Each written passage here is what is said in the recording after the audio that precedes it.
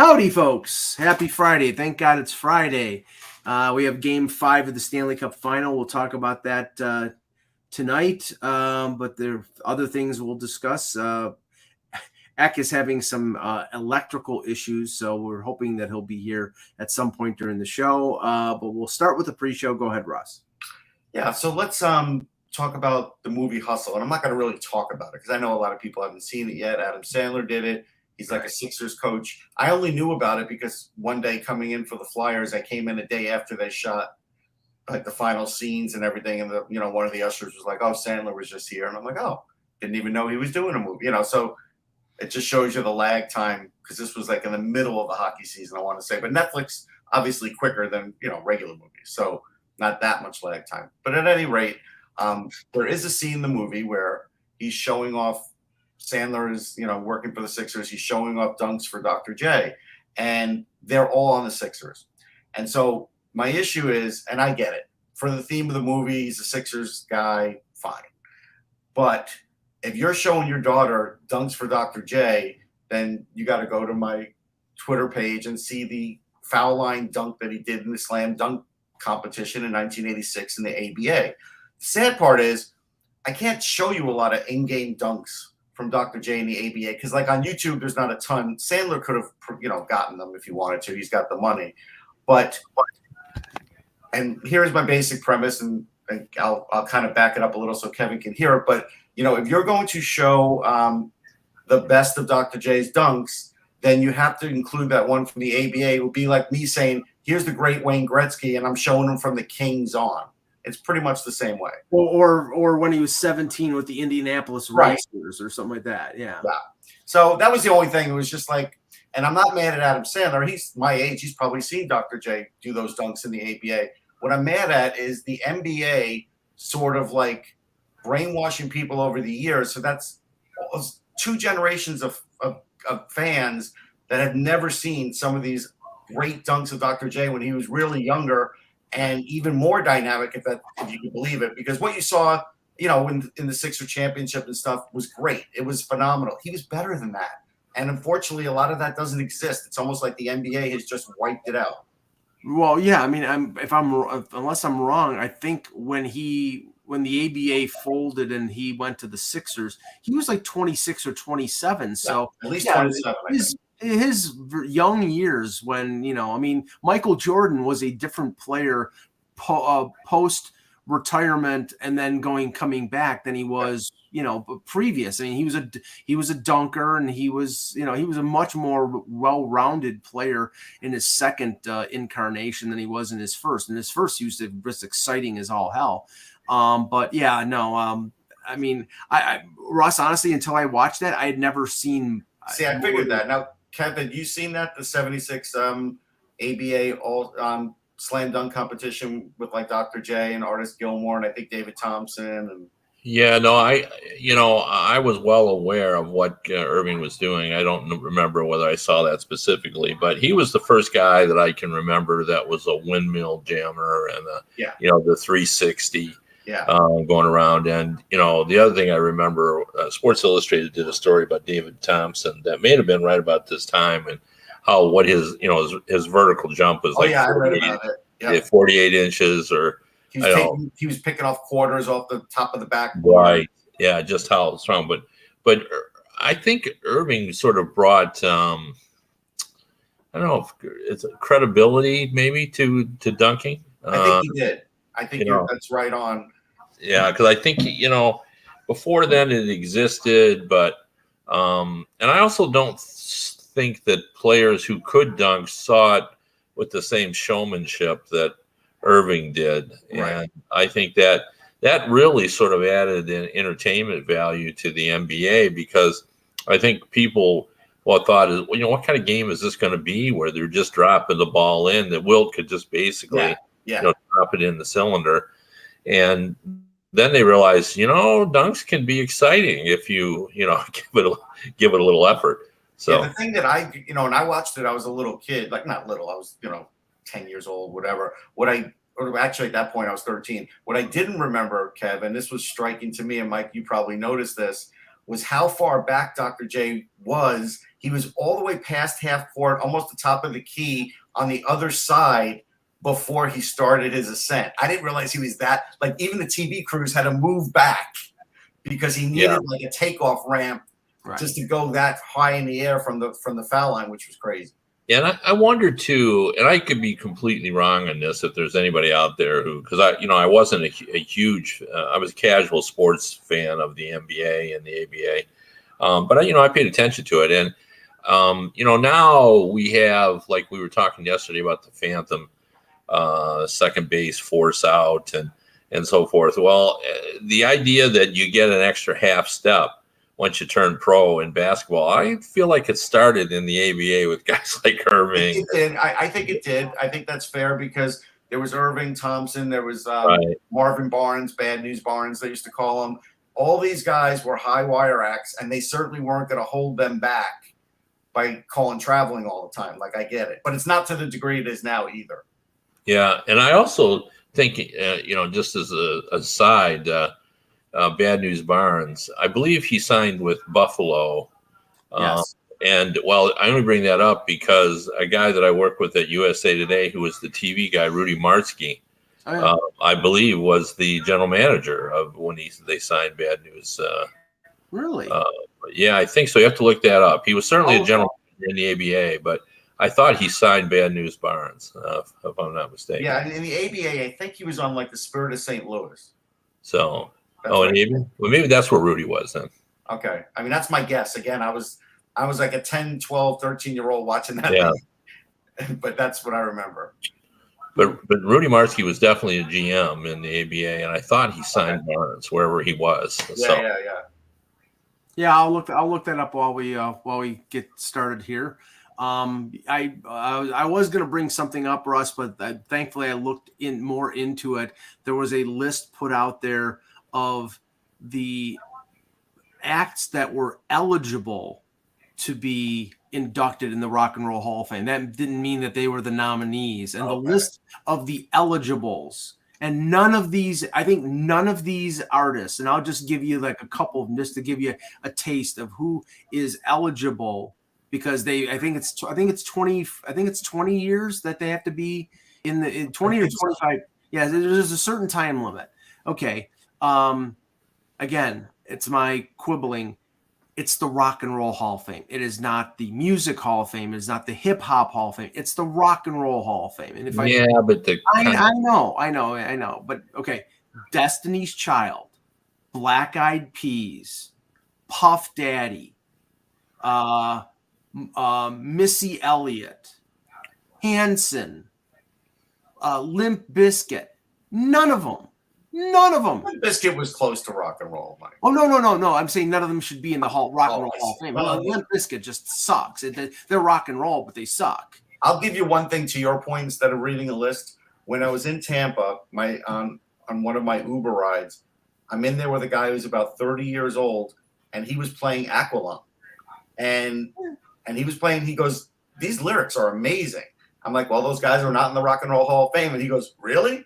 Yeah. He was shocked that they weren't. And he listens to it because of the lyrics, because of the lyrical story that song tells, which a lot of those Jethro Tull songs would tell back in the day. So, and Kev, I was at a concert last night, first concert that I've been to since the pandemic, and it was Al Stewart, who is 76 years old and is still performing well. I mean, he's not the guy, not the same guy who sang "You're the Cat" in the 1970s, but he's still out there. And there were more than a few younger people there, and that's just sort of an indicator that I've seen more young people wearing like Led Zeppelin and Pink Floyd and Yes t-shirts and be appreciative of older music and less into some of the stuff that's out there now, because some of the stuff that's out there now is just not that good.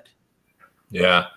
One of my favorite stories, and this goes back a ways, maybe 15 years ago, I was talking to a young journalist, and I don't know how the subject came to music, but he said, I just discovered this band, and I think they've been around forever, but I just heard their music for the first time. It's called like Creedence Clearwater Revival. And I just started laughing, but that was just a further sign of how old I'm getting, that that the music's coming back around again. And now I see CCR is on a commercial I saw, so there was some of their music. So please, there's a commercial that had "In the Air Tonight" by Phil Collins on there, and it's like, wow, and that makes me feel old, because now it's just being used in commercials. Yeah, I mean, if it's being used in commercials, that's really a compliment, because what that says is the person selling a product believes that everybody will be aware of this. Right. So I think you it's hit a chord in the generation that we're trying to sell to. That's what it means. Yeah, it's part of the zeitgeist, I guess. Okay, all right, let's start the show. Hello, Hockey World. Today is Friday, June 24th, 2022. I'm Russ Cohen, and from Sportsology. Just because I was asked in the chat room, if you want to buy any of my books, just DM me at Sportsology, and I'll point you in the right direction on Twitter. Kevin Allen, Hockey Buzz. I'm Michael Agello, and I don't have any books, and this is the Hockey Buzzcast here on HockeyBuzz.com. Kevin does. Lots of them. Kevin has a lot. I'm so. If we're selling books, I got books coming out. I got the Bernie Nichols book that'll be out, and a baseball book on with Willie Horton, the former Detroit Tigers slugger. Only I could pick a show that I have 10 books, and there's somebody else on the show that has more and better ones. Well, I can say it positively this way. I am third on this panel in books. Where is our fearless leader not on today? He's having some electrical issues. He said he'll be here hopefully within the next few minutes, but right now he said some. Okay, let's start with some news that came out this morning. The Chicago Blackhawks, apparently, according to Frank Cervalli, will be hiring Luke Richardson as their head coach. This has sort of been a long time coming. Richardson's been a long time assistant in the NHL with Ottawa, with Montreal. Most notably, he took over behind the bench during their run last season when Dominique Ducharme contracted COVID. Well-respected, long NHL career, original first-round pick of the Maple Leafs, played a lot of different places. So Kev, he's really, sort of done the legwork. He's got a good resume and is well-respected. And this is, for a team that's probably going through a changeover, this is a good hire as a good head coach. Yeah, I mean, I think people around the league were rooting for Luke Richardson. As you said, he has paid his dues. He's kind of come up the hard way. This is like, in my thought process, like the guy that's been toiled for 10 years in the minor leagues and then finally makes the majors. Luke Richardson has been kind of on the list for a while, but never seems to, get close. And I still find it a little bit surprising, only because I thought that was going to go to the incumbent, the interim coach, Derek King. That seemed to be the way they were leaning. And now he must have had a good interview. That's what my assumption would be, that people there liked what he was selling, because, that's what it's all about. When you hear the stories of these interviews, like, guys come really prepared, like in the modern world, like, they don't just come in and say, well, I run this kind of offense, that kind of defense. They've got binders and presentations, and they've got it all, kind of figured out. And, well, it should be. Yeah, the thing about Luke, for me, is I think he held himself back for a little while because he had, like, an issue in his family. It was a health issue with somebody's daughter, maybe. Yes. And so when he was originally one of the hot guys to hire as a coach, he was limited to what market he could be in. And then I guess, after a while that stopped. So it's nice to see him get this chance, because I think he's a super smart guy, and I think he's going to be successful. Yeah, I mean, the Blackhawks are definitely going to be a team in transition. We've got the Kane and Taves contracts with a year left. We don't know whether, I seriously doubt they're going to buy out Kane, obviously, but they might buy out Taves based on, although, I'd find it hard to believe that, that they would do that. But the discussion about DeBrincat, and we've talked about Dylan Strome, it definitely seems to be, Kev, an organization that's got a lot of question marks going into the summer. Yeah, I think the biggest question mark is, who are they? They last year they committed to, like, going for it, And now all of a sudden there is discussion about, do we trade DeBrincat? What do we offer Patrick Kane? I think they do want to keep him. I think he wants to stay there. What do we do with Jonathan Toews? I mean, he's a pretty respected guy. Like, you got to do right by Jonathan Toews. So, that's why I think it's not a foregone conclusion that they'll buy him out. Maybe they'll just let him play it out. But I don't know. I'd have to look. What do you know what they'd save on that by doing that? I haven't looked at that. I'll take a look right now. But I don't think that it was a heavy signing bonus contract, so they probably would save significant money if they did. But it was $10.5 million on the cap. Both him and Kane had the same cap hit. Let's see here. Toews buyout. They don't say he had a $4 million signing bonus. The cap hit, they would only save less than $2 million. Yeah, I don't see them doing that. No. So they might, unless they can possibly move him to a place he would be willing to go. But knowing Toews, like, he might just want to play it out. And right? Do you want to go the way of Mike Modano and playing your last year in Detroit instead of playing in Dallas, or do you want to stay there and be part of the solution? And who knows? I mean, and if they buy him out, who knows if he retires? I mean, he's had some physical challenges over the last couple of years. It's sort of tough. Yeah, but I just don't think they would do it for that. Yeah. It just it just sends it's a bad look. Yeah. Just Toews has just kind of been the guy that is pretty, respected and so forth. So, go ahead. No, I was just saying, look at the moves that they made last summer and how, the Seth Jones move. He's a great defenseman, but he didn't have a particularly good year. Tyler Johnson had the Jack Eichel surgery.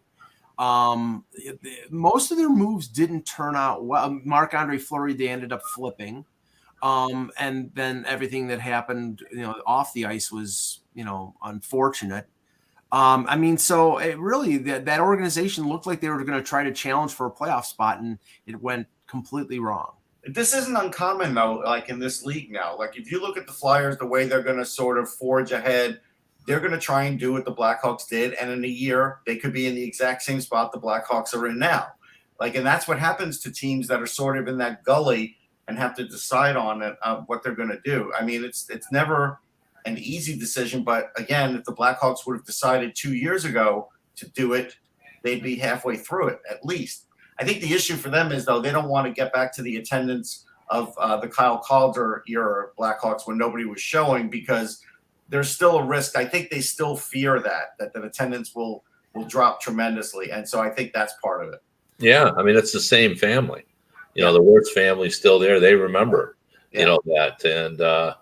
And I think Russ's point is a really good one. It's difficult, the timing of your rebuild has to be right. Sometimes you're just not set up to do it. Because you got too many long-term contracts. The LA Kings had that situation where they may have wanted to go farther than they did in the rebuild, but they had Kopitar signed up and Doughty, and it's just harder to do. And so when you're halfway in between, you do things like sign Seth Jones and go for it, and then all of a sudden you get to the next year and you're not only not closer, you're actually farther away. Right. And now you got to decide, where you're going to be at. I think the Flyers are, as Russ said, are in a very similar situation where, they're kind of going for it. I said on another show when they were asking me about the Flyers, all the contending teams all took a veteran coach, and then the Flyers think they're a contending team, so they took a veteran coach as well. That's a good way to put it. Yeah. I've been saying ever since they fired Alain Vigneault that they should go the way of the rebuild, but the obviously the ownership and management do not agree. I think they're delusional, and Tortorella has had a history of making chicken salad out of chicken bleep, but there has to be more there for him to make chicken salad, and I don't think there's enough there to make that team a contending team. Yeah, and I said this before, but it does It's worth saying again. Even if you took last year's team, Tortorella could have made that team better because of his accountability thing, but it still wouldn't have been good enough. No, I mean, how many games better does he make? Yeah, I mean, it would have been better, and they would have been. It's a pride thing for him. He talked about it a lot in his press conference, but he wants a team that he can be. When you get beat, I remember back when Barry Trotz had the expansion team. Like everybody said the same thing for about 5 years. Like they're not very good, but by gosh, every time we go to play them, they give us a game. Right. They're always in it. They're always playing hard. Right. And I think that's what Tortorella does. I think he makes you respect his team. And no matter what he's got, he can make it better. But, you can't turn 10 goal scorers into 40 goal scorers. It just doesn't. So. So now with the hiring of Richardson, we're down to 3 teams looking for a coach, Detroit, Winnipeg, and Boston. There still hasn't been any kind of clarity on Barry Trotz. The last report out there was that he was going to make his decision of whatever he was going to do by July 1st. I mean, Kev, right now, it looks like it might not be any jobs left in July. Right, 1st. Exactly. If all of a sudden Winnipeg says, okay, we can't wait because we're gonna lose out on whatever secondary candidate that we have, then the music's gonna stop and he's gonna be without a chair. So I mean, I wrote this earlier, but I think he'd be okay with that. Like he still may take the Winnipeg job. I don't think that they're looking at him for Boston whatsoever. So it's either Winnipeg or he takes some time off. But I think he's okay with that. One of his friends did tell me that pointed out that he's been a NHL head coach continuously since 1998. Mm-hmm. And there's a lot going on in his life right now in terms of, taking care of members of his family. And I think he feels that if it doesn't work out, his intention was to get a job right away, but if it doesn't work out, I don't think he's going to lose sleep over. I think he'll, take the Bruce Boudreau approach and just wait it out. Something will open up next season. The only problem is he had a lot of different options. Yes. This time around, and next time he may just have to take, whatever's coming up. And he has the luxury of having a year left on the Islanders contract, so I think he's making around $4 million. So I mean, he can take care of his family and go on vacation and do whatever and still get paid. Yeah, I think he's got enough money. I mean, when you've been an NHL coach for 24 consecutive seasons, you have money. I doubt whether money is an issue. The money becomes for these coaches. It's almost I used this word before, but it's true. It becomes a pride thing. Yeah. It's not that they want or need the $4 million or $5 million or whatever they're trying to get, but they want that as a measure of respect. Yeah, so. I would say this. Here's my best guess is to say where the 3 are going. I'm gonna go Lalonde to Detroit. I'm gonna go Blashill to Boston and Trotz to Winnipeg. That's who I'm sticking with right now. It could still go upside down and sideways, but that's my best guess. Yeah. I mean. Honestly, Russ, I've not heard Blashill in connection with Boston. I heard little peeps about it. Yeah, it seems to be Quinn and Montgomery Quinn's in it too, no doubt. And Jay Leach. But Leach, yeah, I would go Leach and then Lalonde or Halpern, and then my dark horse would be Bowness if he was willing to come back, because I think mostly what they want is a bridge coach, a short-term coach, and do that. But I would think Halpern or Lalonde, and because I'm hearing that they're going to name a coach right after the Stanley Cup final. So so that would be a thing. But I do think Boston is going to get a guy with Boston connections like a Leach, or who's the Providence coach, Russ? Nate Lehman. Nate Lehman, yeah. I think Lehman would be terrific. Nate Lehman's a great coach. Yeah, I think he's in the mix as well. Yeah. They'll get the guy they want. I'm not sure why but they haven't really seemed like they really wanted the veteran guy. I mean, if I'm replacing Cassidy, I think I want a guy who's. I'll tell you what. I just think there's some dysfunction going on in Boston, and I think maybe they're having trouble with this as far as deciding too. Well, I mean, I think the dysfunction comes from, the presidency of the team and maybe bit in the ownership because president and the owner and then the GM. That's the way I see it. It's like right. And I don't know if this story. It was rumored that Patrice Bergeron had an issue with Cassidy. It's sort of been deflected recently, but we don't know. So we don't know whether it was true or not. But there was a report late last night from Joe McDonald, a Boston reporter, that Bergeron is going to return on a 1-year deal with the Bruins. There hasn't been any kind of announcement officially or money, which I would assume probably would be close to what he made this year because he had such a great year. Well, that's very coincidental, Mike, that he's coming back after Bruce Cassidy is gone. Yeah, no. I always thought he was coming back. But he could have come back at any time, Kev. It does. No. Oh, for sure, but it does make you wonder. Yeah, I think it's fair to wonder, but that's just the way guys like him do it. They always say, I want to talk over my family and blah blah blah.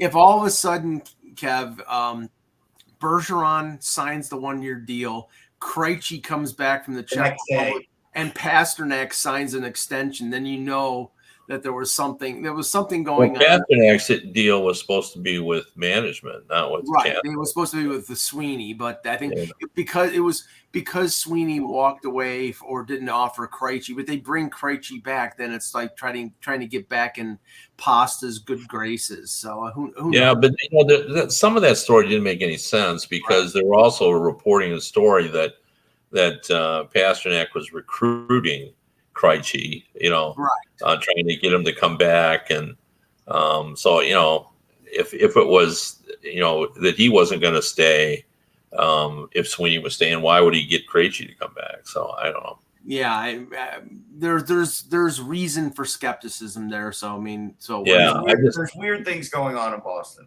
But that organization that seemed to be, for more than a decade. A organization that most people would envy because they were keeping salaries in line and there was a team mentality. Like I said, that's sort of fallen by the wayside.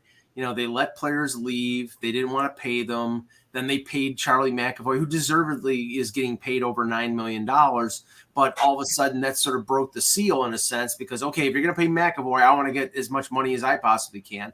All of a sudden the team mentality is gone by the wayside. So, they're going to deal with issues that they haven't had to deal with for a long time, Kevin. That's going to be difficult for them to sort of come into the 2020s.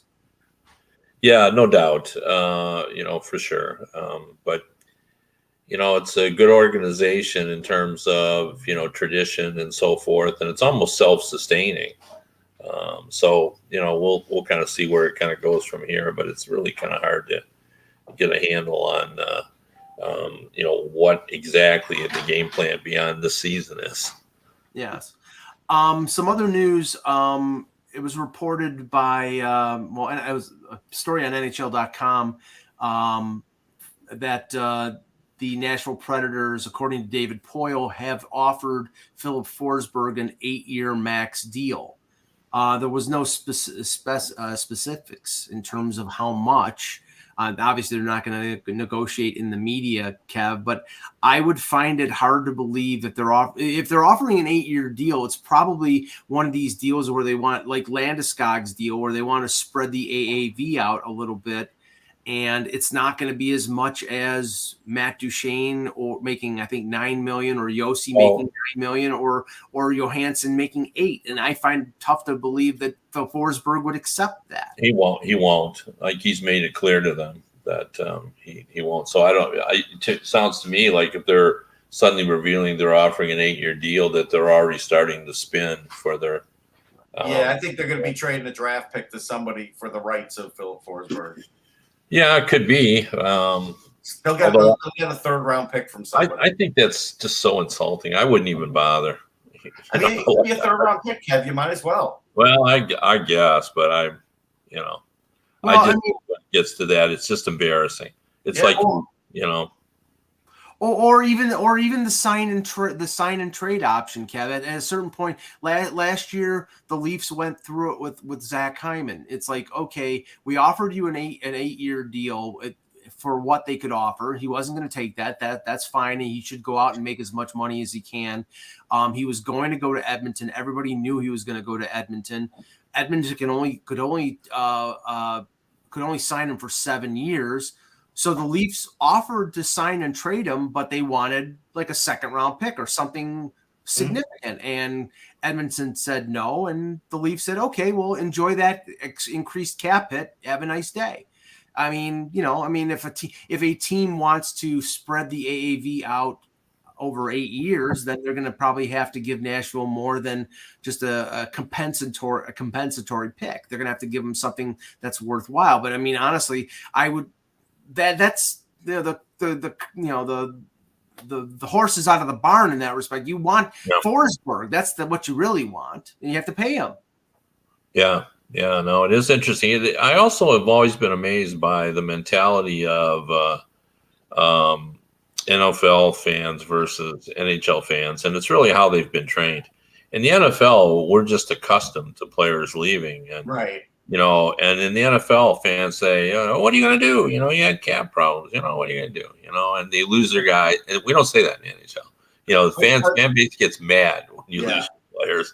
They don't say, well, what are you going to do? Well, we do have to admit now, teams that have been trying to spin it, as Kev said, are all telling their fans, hey, we offered them an 8-year deal. It's like, yeah, that's great, but you're not getting close to the AAV, and that's what's going to matter for the guy. Well, and it's particularly insulting for a guy like Forsberg, who's very popular there, has always done the right thing, has been a consistent goal scorer. Like somebody said to me, well, he goes, 10 games without a goal. Well, what goal scorer doesn't do that? I mean, that's just part of being a goal scorer. I think it was me that said that, but you're right. I mean, it does happen. Yeah, it does. I mean, he does. He misses, periods where he, goes into hibernation or whatever you want to call it. But he kind of comes around, and he's been a model citizen. And this is a weird thing, though. This is a weird thing only because going back to the Winter Classic when it was in Dallas and it was Dallas-Nashville, that they were, media there were worried about this, back then. And they were talking about it, and it was a huge issue back then, even on local radio. And, I mean, now they have a new owner. You kind of wonder, does the new owner know what Filip Forsberg's worth, jersey sale wise, everything else wise to the organization? And maybe he needs to step in and say, listen, David, let's get this done because, we need him here. Yeah. Well, yeah, that's going to be interesting to see. And I like David Poile quite a bit, and I would hold him accountable still if this doesn't get done, because I think you have to get it done if you're Poile. I think he's too valuable. And, the irony is this feels like it's not, if it doesn't get done, it's not getting done because Poile is disappointed, angry, pick whatever you want, over the Johansson and Duchesne, how that has worked out. Now, Duchesne had a good year this year, but prior to that, those contracts looked ridiculous. And Forsberg and Poile doesn't want to do this again. But Forsberg is not Duchesne, and he's not Johansson. So I don't know.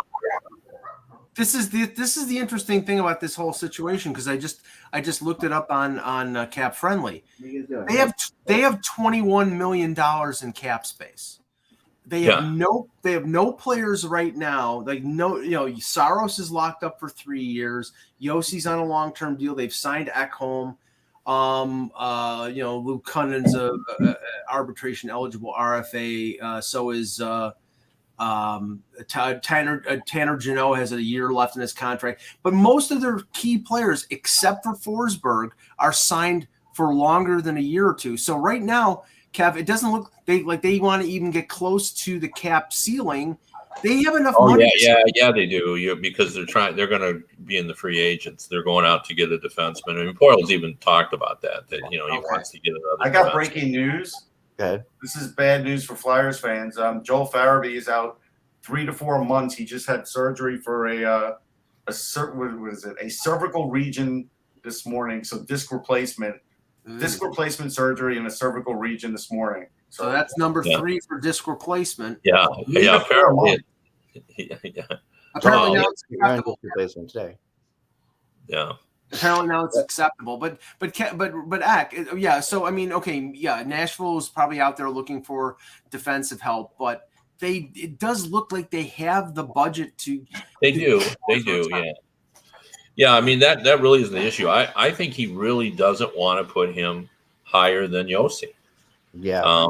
And I think that's a big deal for them in Nashville, and I don't know why, because that's just a fact of life. You know, as I've pointed out before, Malkin makes more than Crosby, right? Because he signed after Crosby. Because we know that, of course, Dave Coyle's dad, Bud Coyle, was the GM of the Flyers, right, for very early on, right? And after that came Keith Allen, I believe, in Philadelphia, and there was a thing in Philly that was very, and David Boyles hasn't been shy. Like one of the most fun I've ever had talking to him was talking to him about his days running around as a little kid in the Spectrum, and how much he loved that organization, how much he thought the organization did the right things and did things the right way back then. They had that rule that no one could get paid more than Bobby Clarke. There was a thing, that the best player. I'm not saying it's any connection, but I'm just saying that it is in his history to have remembered that is how you do things. And there's no, I remember that rule, and a lot of people believe that rule was kind of like fudged a lot in Philadelphia. But Bobby Clarke might have been making a little bit more than people knew he was making, but they kept their salaries down because you couldn't make more than Bobby Clarke. Maybe that's what's happened with Roman Josi. Yeah. I mean, it could be. I mean, that's that. I think for sure that plays into it. I think they do not want to pay him more than Josi, so that may be his, tradition. So, I remember years ago talking to Ray Bork, who was really upset that, he took grief because he wanted to stay in Boston. This is before he went to Colorado, and he took less. And Bob Goodnow was the Directors Players Association, and he, in fairness to Bob, he was trying to do something good for the players. He wanted to increase salaries, and because they just weren't growing like they should. Like the league was starting to grow, but the players' salaries were not growing along with it like they should. And he needed for players to basically not accept less, so that everybody would grow. So, basically he started calling people walking salary caps, all that kind of stuff. And Ray Bork got wind of that. And I remember doing a story with him where he said, we just fought a big war on, basically self-determination for our rights as individuals. I remember the big rallying cry was, you got to give us our face, because they wanted to control, everything. And Bork said, isn't it my right to choose to stay here and take less if that's what I want to do?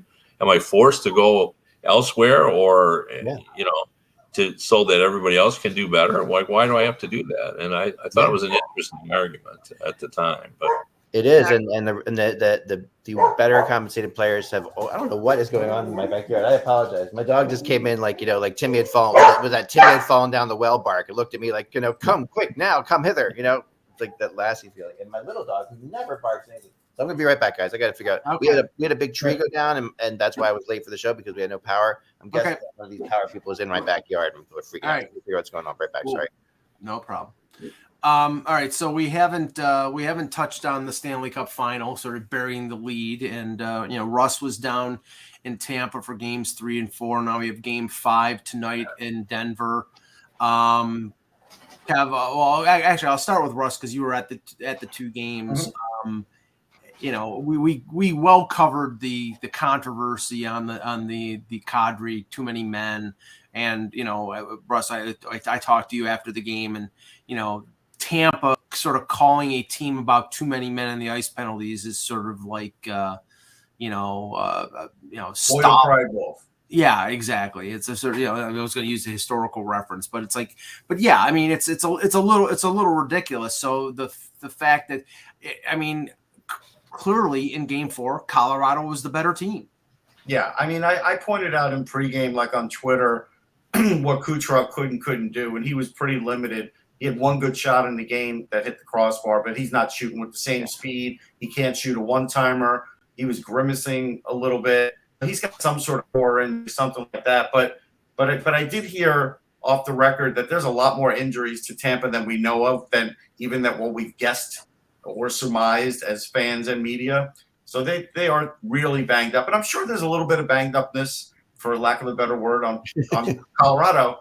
But it's less noticeable because their main guys are skating like the wind, and so you don't seem to notice it. The biggest thing, though, there's two big things that I do want to point out. One, we have to give Jared Bednar a tremendous amount of props, because he had been all over Darcy Kemper in the right way after that horrible game. After the game, he spoke to him. The next day at practice, he spoke to him, and Darcy Kemper had one of the best games I've ever seen Darcy Kemper have, to the point where you couldn't get him out of his butterfly regimen, even if he was 15 feet away from the net, like he was on the one save. Yeah. And he's probably like 5 feet, but you get the idea. But that was one thing. And then the other thing is, I have to give tremendous credit to Nathan MacKinnon, because after the loss, when, I was in front of MacKinnon and he was talking about how we were bound to lose a game. I'm not shocked that we're not going to sweep. We don't think we played that bad. And he pointed out how and why. He was right, because they went right back to doing the same thing. Yeah, no, he's been MacKinnon has shown a lot of leadership. He really has. I think we've really seen the coming of age of both McDavid and MacKinnon in these playoffs. And I think McDavid's was more obvious in the beginning because he was just killing it, and he was the only reason that Edmonton was hanging in there.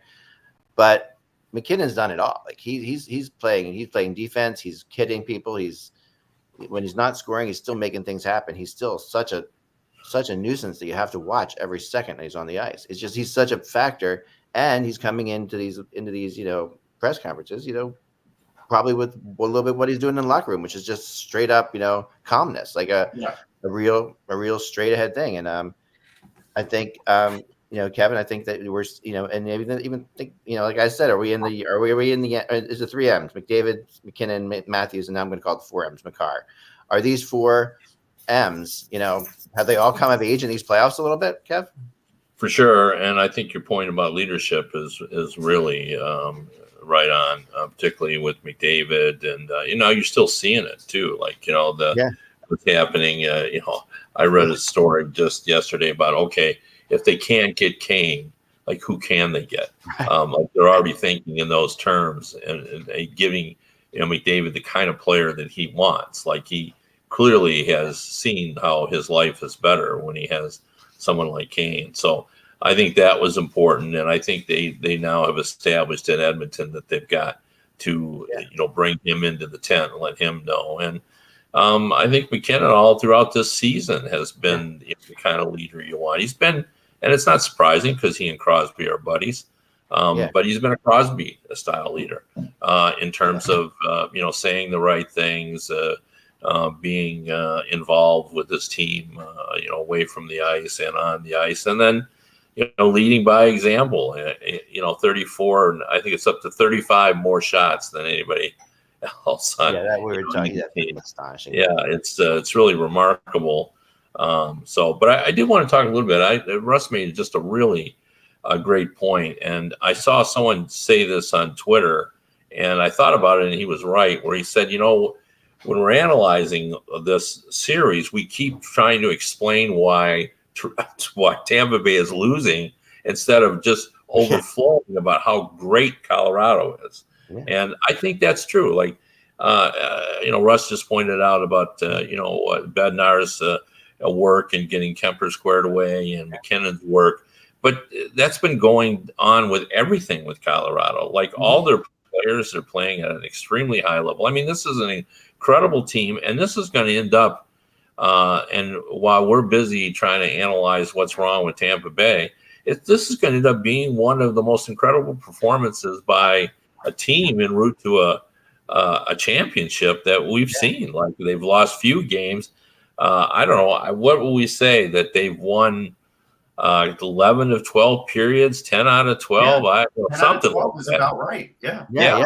They've won every periods, and I'm watching that overtime game, and or even before then, the third period, I'm saying to my wife, Tampa's just holding on. That's all they're doing. Yeah, they're just trying to hold on. Yeah, I mean, Joe Sakic should thank the Ottawa Senators for that trade a few years ago when they traded Matt Duchene and got the first round pick, because when Sam Girard goes out for the season, they had the ability to step Bowen Byram into the lineup, into a top 4 spot. And this is a kid who's 21 years old. He hasn't missed a beat. He's playing great. It's him, man. You've got the Taves Makar pairing, and then you've got Manson playing with Byram, and then 2 veterans and the Johnson brothers, even though they're not brothers. Their defense has been solid. Their goaltending has been a little spotty, but Kemper played well, and they have the best forwards in the playoffs from 1 through 12. Their depth up front, quality and quantity, is better than even better than Tampa. Yeah, we all knew that. Like, we all know that. We all been saying their offense is better. Their rolling of 4 lines is better. But yeah, this is something I had been saying for 2 or 3 games. Is just that everybody just is continually looking for that way for Tampa Bay to come back, instead of saying, hey, Colorado's just beating them. If Tampa comes back, that's great. But don't just give them the benefit of the doubt. They don't deserve it right now. Yeah, Colorado.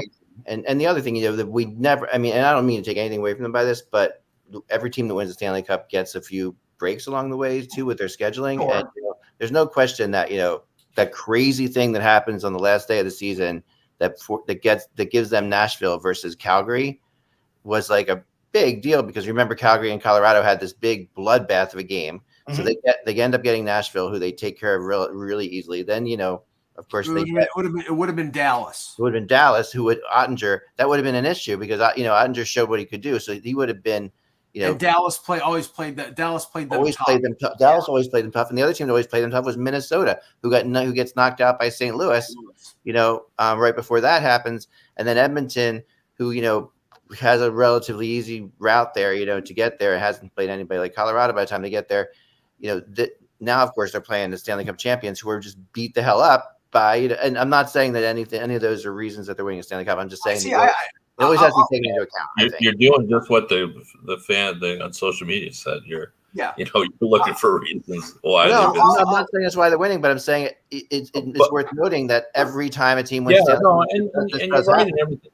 You're right in everything you say, but the bottom line is they're a really, really, really, really, really good team, and they've played really, really, really well. I mean, absolutely. As you pointed out at the start of your thing, every year there's you have to have some luck in order to do it, but you still have to be able to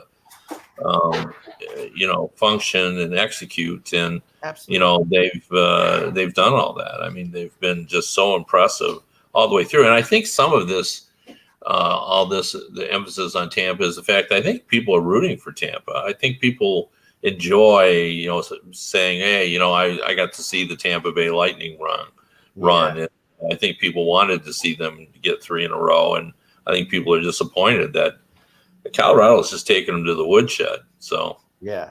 I think the wear and tear on Tampa Bay is sort of cumulative. It's not just this year. It's the fact that they played 2 cups in a row. So they played 4 rounds, and now playing 12 rounds in 3 years, or 12 rounds in 21 months, as I think Kev, you had mentioned. And, so guys like Point, guys like Kucherov, they've been hurt in multiple playoffs. They've had, that wear and tear just, at a certain point, it's just too much for anybody to handle. Now, someone said this today on XM, and I thought it was a really interesting topic that we could discuss briefly here. Is Tampa the best team of the salary cap era? Are they been the best? On 1 year? Or are we talking based on the entire since we lost a year since the salary cap? We've seen Tampa win. Now 2 on their way to. I'm going to say no. If we're basing it on 1 year. If we're basing it on 1 year, I'm going to say it's this Colorado Avalanche team. No. I'm basing it on the franchise. No, the entire time. And then. I would say. Go ahead, Cap. Well, I was just going to say you got to factor in Chicago. Yeah, right. Yeah. Pittsburgh. For sure, Pittsburgh. Yeah. Because Pittsburgh is still in the midst of a playoff streak.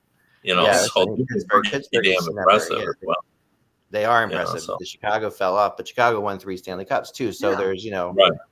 there's that. And what to me, what really differentiates Chicago is they redid their roster, from the first to the second to the third. Right. Like you go and look, and there are different guys on the second and Yes. third line. Right. So I think that was really because Chicago though. Chicago did a lot of that too. If you remember, Chicago had no, as you said, but that's what I said. Yeah. I said Chicago. I thought you said Pittsburgh. I apologize. Yeah. But Pittsburgh Yeah, did it no. too with Kessel and with Yeah, but Chicago really did. Like Stan Bowman really did a great job He of did. retooling. Yeah. But I always laud Bill Zito for being able to change 14 players, but Jim Rutherford did that too. Jim Rutherford changed 2/3 of his roster. Yeah. To make that. He kept all. But his players, were Letang and Crosby and Malkin. And, Right. He kept those Yeah, guys. his 4 best players are better than anybody in the league. Yeah, no, that's right. That's right. So it is a little bit different than Zito's. So. Yeah, I think what Tampa's done is very similar to Chicago in a lot of ways, that they've had to change their team every year because they've run into salary cap issues. Tampa actually but there's many did a little more Chicago circumvention perhaps than Chicago did. Yeah. Well, I'll tell you what Tampa's better than Chicago is that they have better young players still than what Chicago had after all their winning. Okay, so you think Tampa could carry on a little bit longer here? well, they're going to have to Yeah, make Tampa can carry on longer. they're going to have to make tough decisions. I mean, Russ and I were talking about Palat, who's a UFA. He could be going the into- hottest free agent. Well, yeah, I mean, He's good, but they're going to sign him. exactly, and that's the thing. They find a way to sign the guys who are key to that team. So it'll be at the cost of somebody else being traded out. Maybe Killorn. Maybe even though Killorn probably has something still left, they'll clear the space because they realize. I mean, Jeff Merrick has called Palat basically a poor man's Marian Hossa, and he sort of is. He's really good defensively, but he scores big goals and he fits with anybody. His playoff numbers. His playoff numbers are great, but I love the guy, by the way. But I looked this up because people were saying about that. I don't think he scored 20 goals but one time. Like he's not like Hossa. True. I mean, Hossa was a premium scorer in addition. Palat has been really good in the playoffs and a great two-way player. And they love him. I mean, the intangibles of Palat are high. He's loved in the room. Coaches love him. Everything else. So I know they're all time in Tampa playoff goals, which is crazy. Second all time, and he's ahead of Stamkos in Tampa goals. Yeah. Which is crazy. I thought Eisenman, of course, loves Palat. I thought there was a shot the Red Wings may try to go after him, and I was told, they'd like to, but he won't be available. I mean, he scored 20 forget goals. about Hossa is that Hossa had his success when all the playoff runs later in his career when he was but earlier in his career he was like an incredibly skilled player. He was always a skilled player, but he was when he was with Ottawa and even Atlanta, right, in these two situations, he was a seriously skilled player, like in that more so I think than Palat is as far as just offensive abilities, But he became a much more two-way player in the second half of his career with Chicago. By the way, Palat scored 23 goals in his first year and then has not scored 20 since. But right. But what's interesting about him though is too it's almost unfair to talk about 20 goal seasons because he has moved. He's one of the few guys, like people talk about these guys all the time, but they really don't. There's not as many as you think that slide up and down the lines. He actually does. Like he plays third line, he plays first line, he plays second line. I don't think he's ever played fourth, but he is. Oh, great point. Oh man, Kevin just zapped.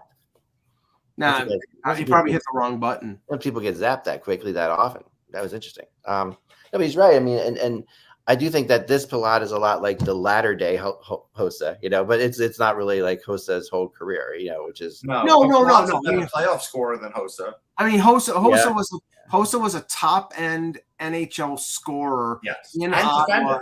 defender.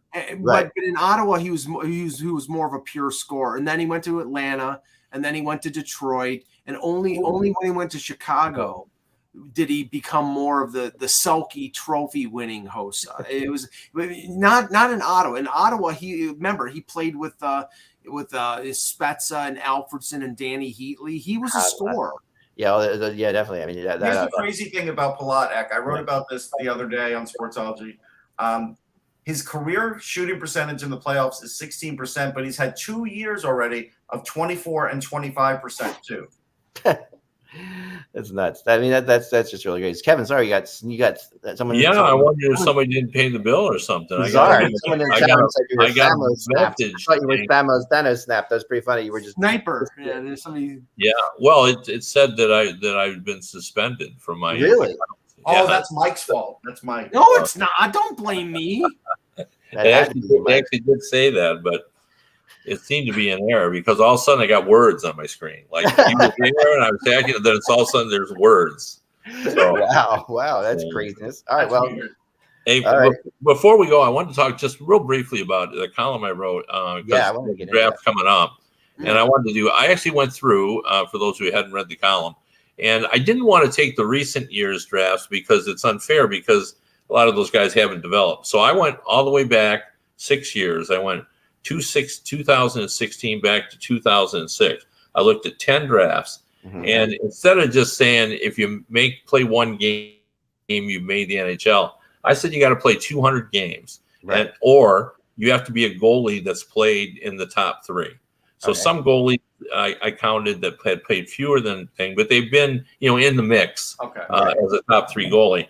And I thought it was amazing that I saw the highest number that I've ever seen associated with the first round. According to those 10 seasons, 70% of first round picks played 200 and more games. And if you're picking in the top 15, it's 13 on average. It's 13.4 players make the NHL by making it with the 200 games of that too, which is I think higher than I thought as well. So, but here's the thing that plays into about how hard it is to build through the draft.